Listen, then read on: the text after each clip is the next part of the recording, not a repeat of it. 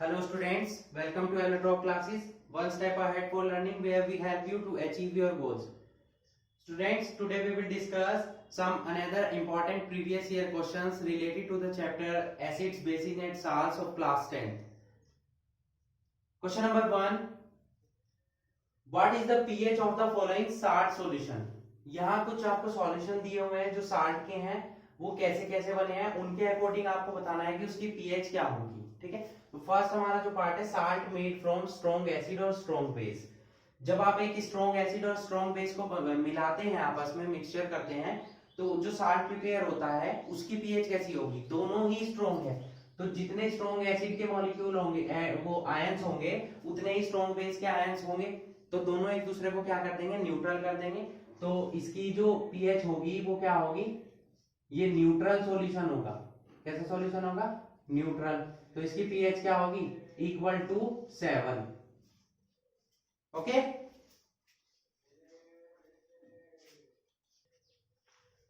Second है हमारा salt made from strong acid and weak base. अब आपका बेस क्या है? वीक है, स्ट्रॉन्ग एसिड है, तो जब आपकी रिएक्शन होगी तो क्या होगा? उसमें H पॉजिटिव आयन ज्यादा प्रेजेंट होंगे, तो ये आपका सॉल्यूशन कैसे हो जाएगा? एसिडिक, क्योंकि स्ट्रॉन्ग एसिड है.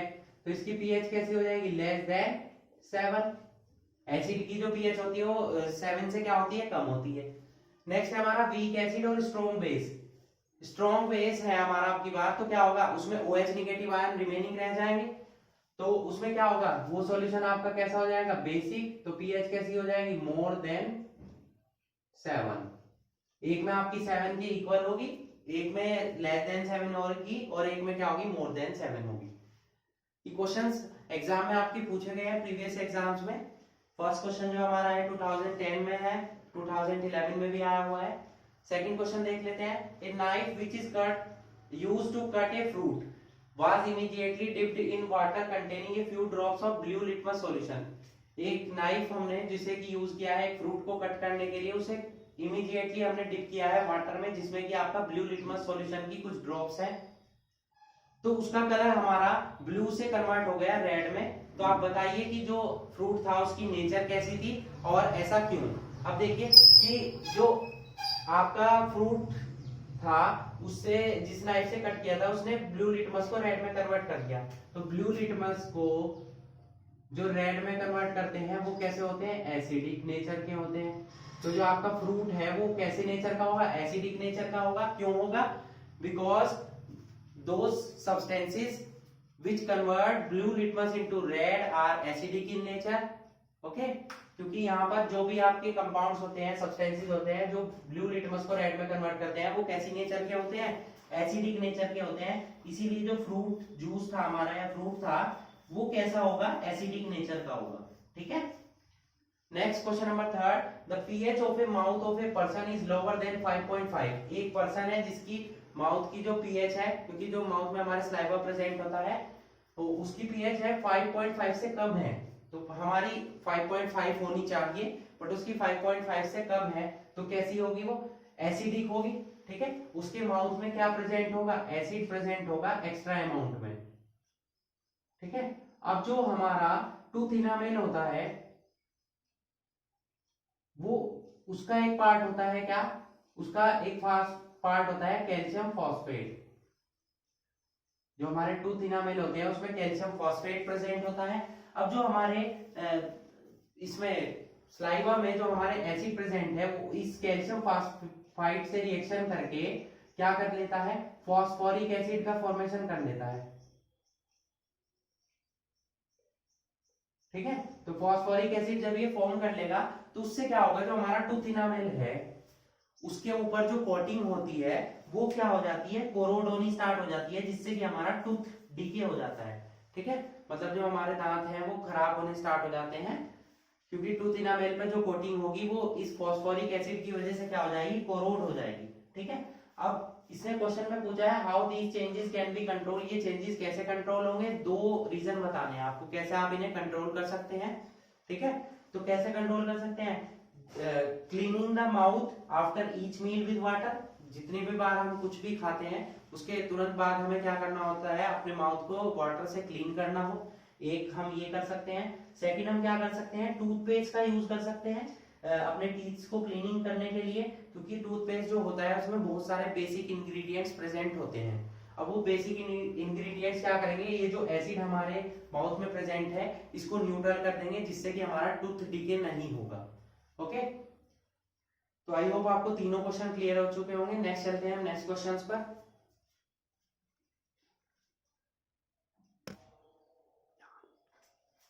क्वेश्चन नंबर 4 है हमारा, when electricity is passed through a common salt solution, sodium hydroxide is produced along with liberation of two gases X and Y, the gas X burns with pop sound. अब यहीं से हमें catch करना है कि pop sound के साथ तो हमारी हाइड्रोजन गैस जलती है, तो ऐसा हो सकता है कि गैस X आपकी हाइड्रोजन हो, और Y जो हमारी यूज होती है वो डिसइंफेक्टिंग ड्रिंकिंग वाटर के लिए यूज होती है। ऐसी कौन सी गैस है जो डिसइंफेक्टिंग के लिए यूज होती है, क्लोरीन गैस। तो हमारा यहाँ पर X हमने आइडेंटिफाई कर लिया, Y आइडेंटिफाई कर लिया है। गिव केमिकल इक्वेशन, तो केमिकल इक्वेशन क्या देंगे, कॉमन सॉल्ट हमारा क्या होता है NaCl। जब इसके एक्वस सॉल्यूशन में हम इलेक्ट्रिसिटी पास करते हैं, वाटर इसमें प्रेजेंट होगा क्योंकि एक्वस सॉल्यूशन है, तो इलेक्ट्रिसिटी जब हम पास आउट करते हैं इसमें तो हमें क्या मिलता है, बोला है उसने सोडियम हाइड्रोक्साइड मिलता है, और हाइड्रोजन गैस हमने क्या किया, आइडेंटिफाई किया, और क्लोरीन गैस आइडेंटिफाई की है। ठीक है, तो यहाँ पर हमें 2 से मल्टीप्लाई करनी होगी, यहाँ भी 2 हो जाएगा हमारा, तो हाइड्रोजन इधर इसको बैलेंस कर लेते हैं, 2NaCl बैलेंस हो गया है, ऑक्सीजन हमारा अब बैलेंस हो चुका होगा।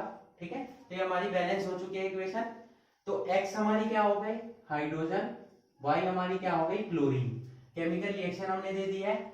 थर्ड पार्ट है, state the reaction of Y with slate lime. Slate lime हमारा क्या होता है, CaOH का होल ट्वाइस। अब इसकी रिएक्शन करानी है हमें Y से, Y क्या है हमारा, क्लोरीन। तो क्लोरीन गैस से जब रिएक्शन होगी हमारी,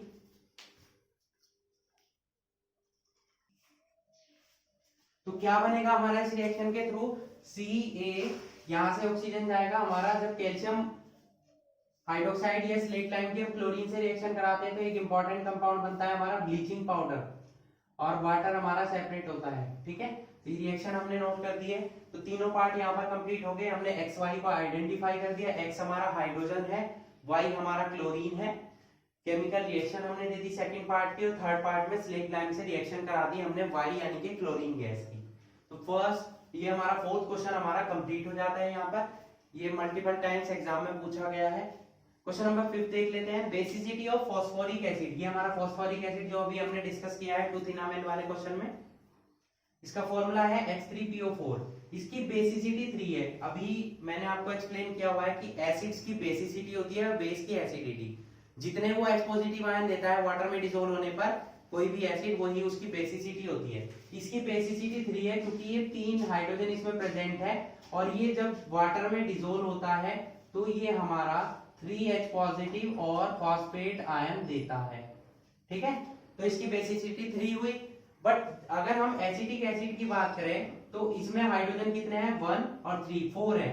बट जब ये डिसोसिएट होता है वाटर में तो ये केवल एक H पॉजिटिव आयन देता है, और ये बनाता है एसीटेट आयन। तो जब एक H पॉजिटिव आयन देता है, इसलिए इसकी जो बेसिसिटी है वो कितनी होगी, 1 होगी, ना कि 4 होगी। यही हमारे से क्वेश्चन में पूछा है कि एसिटिक एसिड की इसकी बेसिसिटी 1 क्यों है, 4 क्यों नहीं है, क्योंकि वाटर में डिसॉल्व होकर केवल एक H पॉजिटिव आयन देता है, ना कि 4। तो जितने H पॉजिटिव आयन कोई भी एसिड वाटर में डिसॉल्व होने पर देता है वही उसकी बेसिसिटी होती है। ओके, तो आई होप क्वेश्चन नंबर 4 और 5 आपको दोनों क्लियर हो चुके होंगे, कोई प्रॉब्लम नहीं होगी। तो आज हमने डिस्कस किए 5 इंपॉर्टेंट प्रीवियस ईयर क्वेश्चंस जो कि कई बार एग्जाम्स में पूछे गए हैं। इन क्वेश्चंस की आप प्रैक्टिस कीजिए, बाकी के इंपॉर्टेंट क्वेश्चन हम नेक्स्ट वीडियो में डिस्कस करेंगे। So that's it for today, hope you enjoyed the video and thanks for watching.